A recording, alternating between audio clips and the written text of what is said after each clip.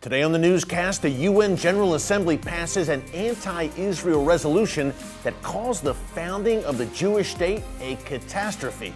Get all the breaking details next.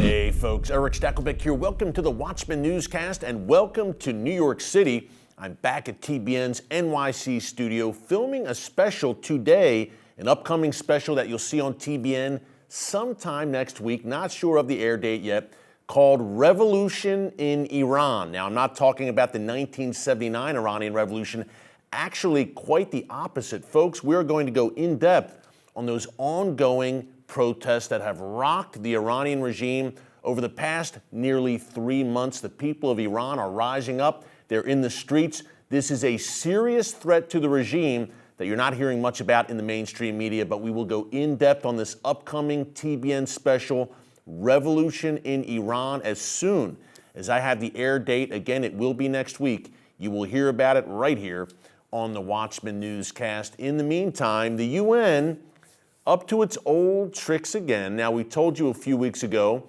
about a UN General Assembly resolution that demanded that Israel give up its nuclear weapons. Not only that Israel place its nuclear weapons sites under UN supervision. Now, two things here. Number one, Israel has never officially declared that it possesses nuclear weapons. Number two, in this resolution condemning Israel's nuclear weapons, Iran was never mentioned. The Iranian regime continues, obviously, to drive for nuclear weapons, as we've drove home here for you on the newscast for years now. That's not mentioned. Once again, Israel is the focus of the UN's ire. And folks, the numbers tell the tale. In 2022, this year alone, get this, the UN has passed 15 anti-Israel resolutions, 15 resolutions focused on Israel, a nation the size of the state of New Jersey, and only 13 resolutions overall against other nations. 15 against Israel, 13 against all the other nations of the world. Pretty telling. And now we have another sad tale coming out of the UN. On Wednesday, the United Nations General Assembly, by a large margin, as you're about to hear, passed a resolution referring to the creation, the miraculous rebirth of the State of Israel in 1948, referring to it by what the Palestinians call it, the Nakba, or catastrophe. So the UN has essentially codified this term when it refers to the founding of the Jewish state, calling it a catastrophe, calling for in May 2023, which will mark the 75th anniversary of the refounding of the State of Israel. The UN's going to mark that with an acknowledgement of the Nakba, that we see it as followers of Jesus, as believers in the Bible, as a great event, a great, incredible prophetic milestone, the rebirth of the nation of Israel. But that's apparently not how the UN and many nations of the world see it, certainly not the Palestinians. Again, they call it a catastrophe, and the UN is now backing them up on that very term. Folks, it's outrageous.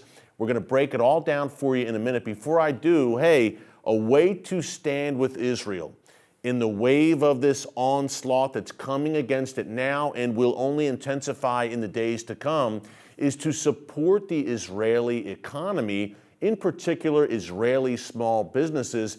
That's why I want to tell you about my good friends at ARTSA. Now, we've been partnering with ARTSA for a while here on the newscast. They produce these incredible boxes that include great products made in Israel by Israeli small businesses. Now, this month's ARTSA box is a special Christmas box just in time for the holidays, featuring products from Bethlehem, Nazareth, and Jerusalem, of course, all crucial places in the ministry of Jesus.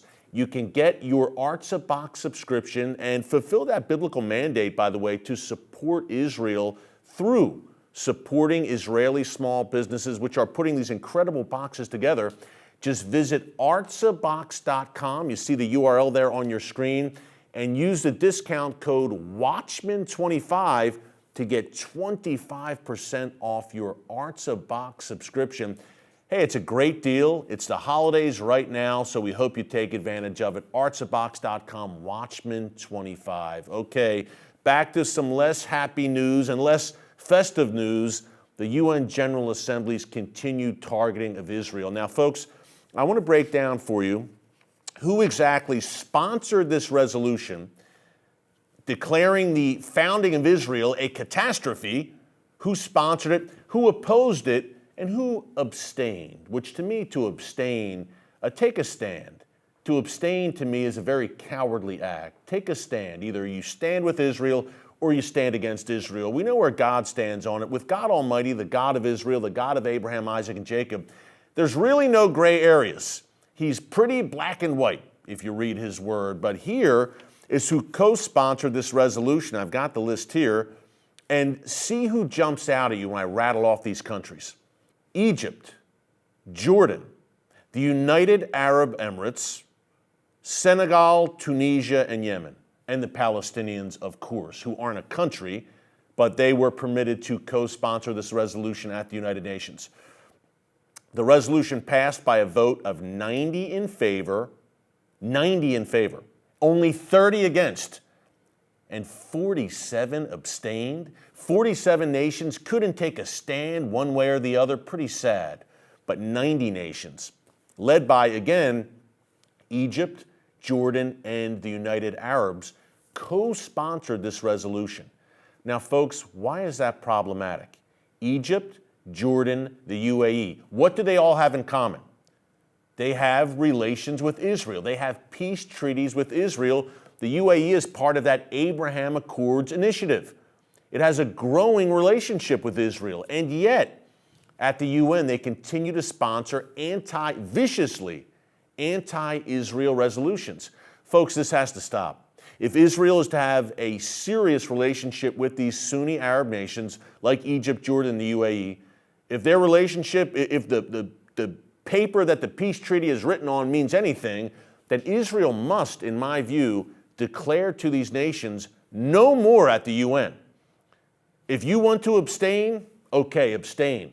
But you are actually spearheading anti-Israel resolutions while at the same time maintaining diplomatic relations with us. We can't have it. I think Israel at this point, especially with the UAE, which is an Abraham Accords nation, Israel needs to lay down the law there and say enough is enough. It's one thing to abstain. It's another thing to actively oppose us and condemn us at the UN when you're supposedly, in the case of the UAE, certainly our friends. Egypt, Jordan, more of a cold peace there between Israel and those two nations, but certainly the UAE and Israel have had what I described earlier as a growing and a warm relationship. So this nonsense at the UN on the part of the UAE and other Sunni Arab nations that have relations with Israel needs to stop. Here is who opposed this resolution. Israel, no doubt, no surprise there. Australia, Austria, Canada, Denmark, Germany, really most of the European Union, which, by the way, is kind of a surprise because, as we told you on previous newscasts, oftentimes the EU will oppose Israel at the UN, sadly. But Denmark, Germany, Greece, Hungary, Italy, the Netherlands, the UK, and the US, thankfully, were among the nations that voted against it. Ukraine did not vote. And again, 47 nations just abstained altogether. And not only that, by the way, who else voted in favor? Azerbaijan. Israel has relations with Azerbaijan. Bahrain, Abraham Accords nation. Morocco, Abraham Accords nation. Sudan, Abraham Accords nation, but kind of a mess and kind of on the fence. We don't know where that's going ultimately. But all of these nations that Israel, Arab Muslim nations that Israel has relations with, are standing against Israel at the UN. Folks, it's got to stop. If the Abraham Accords mean anything, it's got to stop. This wasn't the only anti-Israel resolution this week. We had 5 resolutions. We had an event on Tuesday, and here's some of the quotes here. On Tuesday, the UN held an event marking the International Day of Solidarity with the Palestinian people. UN Secretary General Antonio Guterres said at the event that the occupation must end, and he blamed the conflict between Israel and the Palestinians on Israeli occupation, settlements, home demolitions, and evictions, and the closure of Gaza crossings. He did not mention Hamas or the ongoing Palestinian terror wave, which has claimed the lives of several Israelis in recent weeks alone. Of course not, folks. It is so skewed, and the UN has been since its founding. Since its founding, it has passed more resolutions against Israel than any other nation. Wrap your head around that. Hundreds of resolutions against Israel. Hundreds. More than the former Soviet Union, Communist China, Cuba, Iran, Syria, North Korea. The list goes on and on. Folks, we live in times that the prophet Isaiah described very succinctly. Times where good is called evil and evil is called good. And Isaiah says, with God speaking through him, woe to those who call good evil and evil good. But welcome to 2022, because those are the times we are living in. These are Bible times. And look no further than Genesis 12:3. It's one of our foundational verses here on the Watchman, where God tells Abraham, I will bless you. I will bless the people who bless Israel, and I will curse those who curse Israel. Folks, we've got the list here at the UN.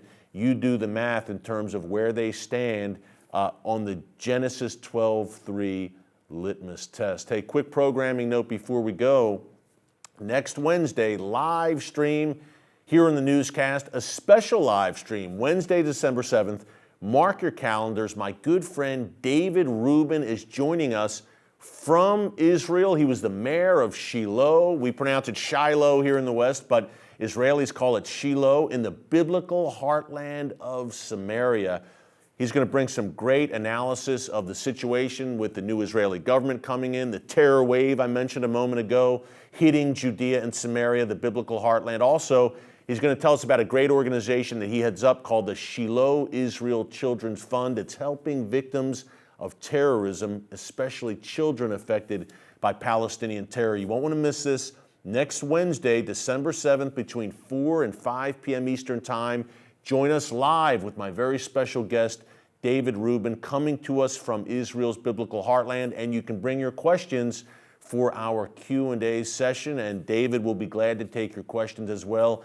It will be good. Hey, thanks for joining us today. Keep all of this in prayer, folks. Prayer works. It really does. God bless you, and remember, until next time, never hold your peace.